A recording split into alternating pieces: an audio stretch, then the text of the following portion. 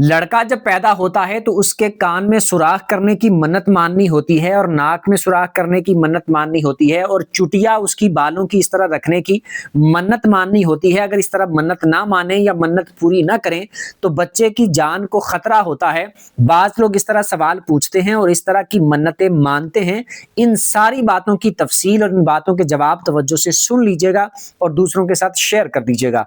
ये बात याद रखें, बाज जगह पर बाज लोग इस तरह की मन्नतें मानते हैं, जिस तरह के बच्चे की इस तरह बालों की एक चुटिया रखनी है और वो इस तरह कहते हैं कि हमारे बड़े भी ऐसे करते थे और हमने भी ये मन्नत मानी है और इस तरह पूरी करनी है, वरना बच्चे की जान को खतरा होगा या बच्चा मर जाएगा। या फिर उसका कान छिदवाने की या नाक छिदवाने की, यानी उसमें सुराख करने की, इस तरह जैसे लड़कियों के किए जाते हैं उस तरह करने की मन्नत मानते हैं और सोचते हैं कि अगर हम मन्नत पूरी नहीं करेंगे तो बच्चे की जान को खतरा है या बच्चा मर जाएगा।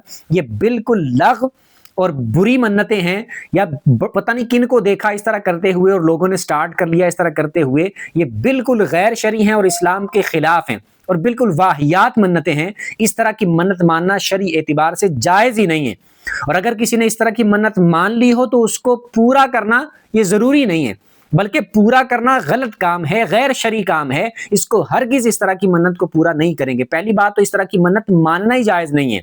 अगर किसी ने मानी हो तो इस तरह की मन्नत पूरी नहीं करनी।